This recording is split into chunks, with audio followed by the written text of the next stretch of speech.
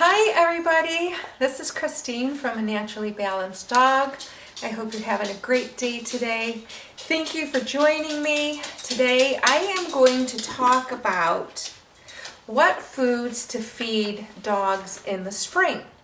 And so I know that sounds a little bit weird, but here on my channel, I like to talk about food as a general because I think that people who are feeding their dogs all might be at different levels. Some might be just now starting to either add fresh to their bowl, or they're trying to move into that direction of fresh food feeding.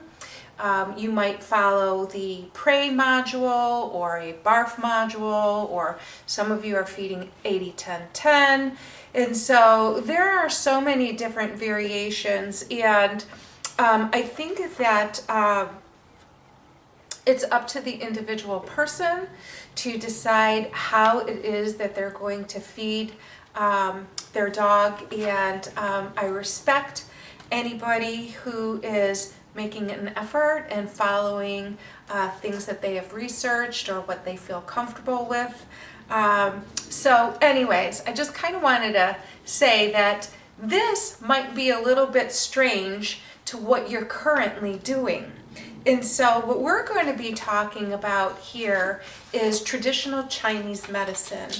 And based on traditional Chinese medicine, they look at food and the food energetics and how it affects our bodies different than we do from the Western perspective, because we're always looking to find a balanced and complete nutritional diet, whereas the traditional Chinese medicine, they look at the overall body, the mental, the physical, and the emotional state of the person, and they can actually map on the person imbalances based on things that they're reacting to and or the emotions that they're experiencing. So there are, if they're feeling ill, and so a lot of times you will find when they refer from a Eastern versus Western medicine, is the Western medicine is the one putting the Band-Aid on it, whereas Eastern medicine tends to be the one to try and get to the root of the issue and to allow the body to stabilize and balance and heal in itself. And so traditional Chinese medicine kind of falls along that Eastern philosophy. And so regardless of the type of food that you feed, again, maybe you could depict little pieces out of this and apply it to whatever it is that you are currently doing. So traditional Chinese medicine looks, as I mentioned, based on the whole body. It looks at everything needs to be within the mind, body, and spirit. And the mind, body, and spirit basically are a single entity. It's all connected. And health is when the mind, body, and spirit are in balance with the external environment.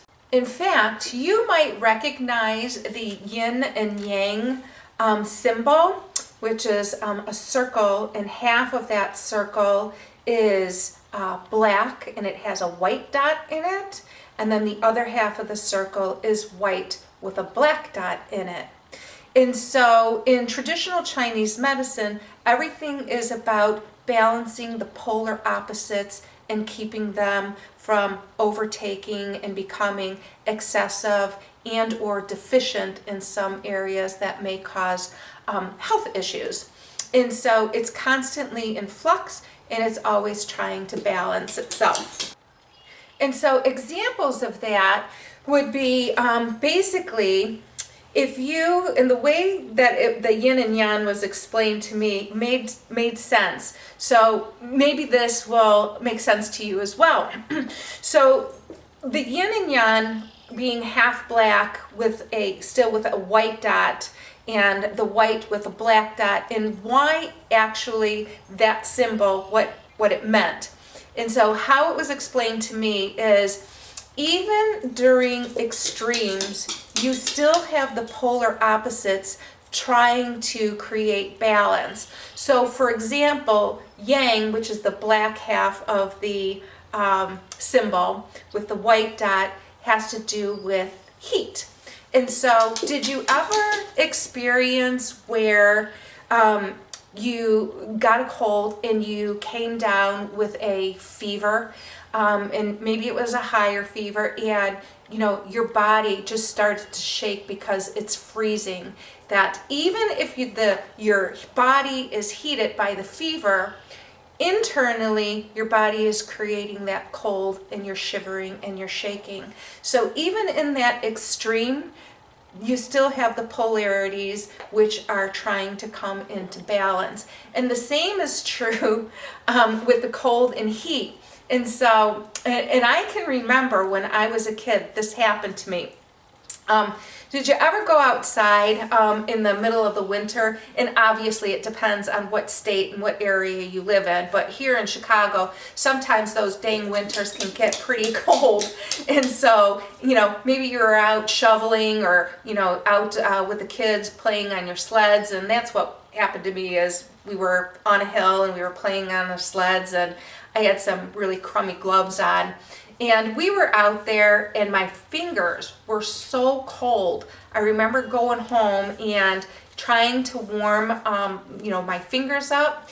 And in the process of them doing that warming, if you've ever run your hands under water when they're cold, you get that burning sensation. It almost feels like your fingers are on fire. And so even though they're freezing cold from the exposure that you had, the feeling that you're having is actually heat related.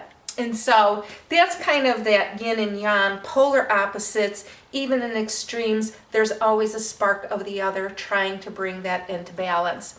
Anyways, I thought it was just a cool story. I thought I would share it. So let's move forward.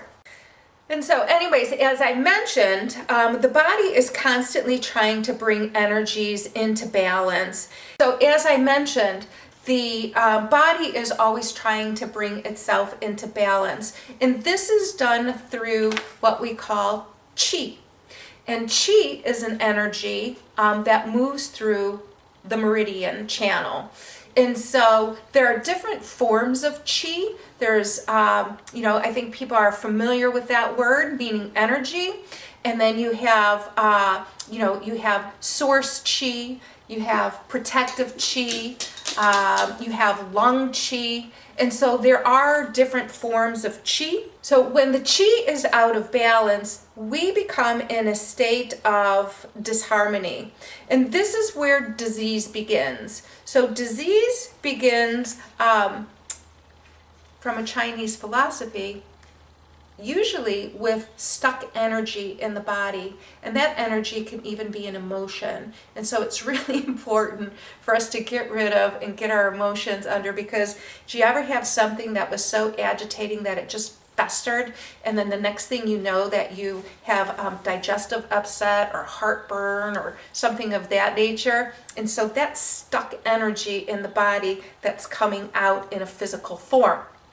And so basically, that is an example of disease that is stuck energy within the body. So ancient practitioners observed the relationship between energies internally and externally. And then from that, they created a system to help restore balance in the body of both health and wellness. And this was done through the 5 elements. Each element has a relationship with an internal organ. It has a color, it has a time, it has movement, whether it be upward or outward or downward or inward. It has movement, and it has a season. And so currently we are in the season of spring, and the element for spring is wood. Wood organs that it's associated to is gallbladder and liver. The season of spring is between March 21st and June 20th. Its taste is sour, and as I mentioned, its element is wood. So when you think of spring, what is it that comes to mind? And so when I think of spring, I think of the color green because my lawn starts to change from winter blah to it's getting green. Your trees are starting to bud. You start seeing flowers pop up, your springtime flowers. We do things like spring cleaning. We declutter our house. We even have our time change where we spring ahead. And so isn't that funny how it all kind of is related? So I just think traditional Chinese medicine and that philosophy is just so cool because to me, it makes sense. So spring is a time that we want to support our liver and gallbladder. And we do this by becoming more active. And we, for people, our food begins to change. So in the winters, we generally eat like warm soups, stews. We eat a lot of root plants, which is maybe sweet potatoes or, squashes. We're warm and cuddly. Everything is just warm and warm and fuzzy, so to speak. But come spring, we don't eat those heavy foods anymore. Our diet begins to change. We begin to eat lighter. We're eating more salads, more greens, things of that nature. And so with that in mind, we're coming up on a season of when our farmers markets start. And so you always want to try to buy your food and your dog's food because as far as I'm concerned, the foods that we eat are the same foods that we're feeding our dog. So to me, the shopping pretty much kind of comes from the same places. And so when I'm shopping for myself, I generally try to buy organic greens, vegetables, things of that, and buy locally. And that gives you a more fresh and more nutritious ingredient as opposed to something that is being shipped overseas and that has been sitting on a boat for months in packages. And so it could be who knows where for months before it even gets to the grocery store, and then you buy it and then it sits at your house and you can't figure out, why your food, gets rotten so fast. But anyways, that'd be my tangent. And so during this time, as I mentioned, we want to eat a little bit more greens. And when I mean we, I mean also feed your dog more greens. And so the taste associated with spring and the element of wood is sour.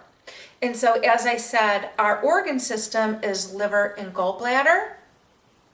And sour is the taste that we use to help balance liver and gallbladder. We want to feed less fatty and less salty foods. So if you're feeding things, like sardines or clams and, things like that in your dog's diet, then you might want to start moving away from fatty foods because that could be particularly hard on the liver. Particularly hydrogenated oils, which are often found in our dog's food and in their treats. And if you didn't, I just did a video about peanut butters and surprisingly how much hydrogenated oils are in peanut butter. And so you might want to go back to the YouTube channel and catch that video about peanut butters and how to evaluate healthy peanut butters for your family and obviously for your dogs. And so if the liver is out of balance, you begin to notice that maybe your dog is having some joint issues and or eye issues, or the emotion, which is anger, could also come out as excessive barking.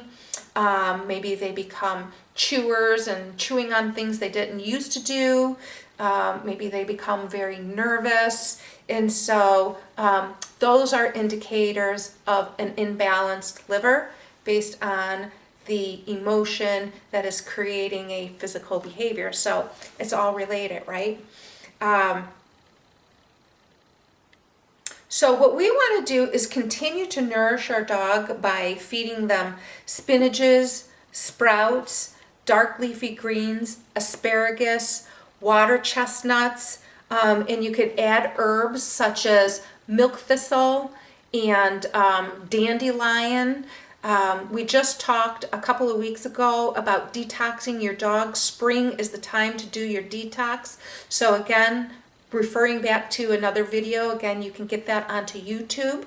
And so if you are watching from YouTube, can you please give us a little thumbs up, hit the like button and the subscribe button, which will give you an indicator every time we post, and that we do an every Wednesday live on Facebook and YouTube. And so you can check out our videos. Please subscribe to our channel. If you're on Facebook, give us a thumbs up, and then certainly come back every week and check out our next topic. And so the other herbs that you can add are things like basil, rosemary, and garlic. The proteins that you'll want to do, you can utilize a neutral, which is beef, but you also may want to then rotate in yang proteins, which are warming. They're warming proteins. Your warming proteins would be like chicken, goat, buffalo, turkey, dark turkey, not the light turkey, but dark turkey. And so those are the proteins. Those are some of the herbs and the vegetables that you can begin to start feeding your dog during the springtime. That's through June 21st. And so those are some good benefits with balancing the liver and the gallbladder during the time of spring. And so because liver energy is spreading and dispersing, sometimes it could become out of balance, which is where we will want to begin adding some sweet foods. So sweet and sour. So your sour brings liver and brings liver and gallbladder, are the foods that help to nourish the wood element. But if it becomes out of balance, we want to balance with sweet foods.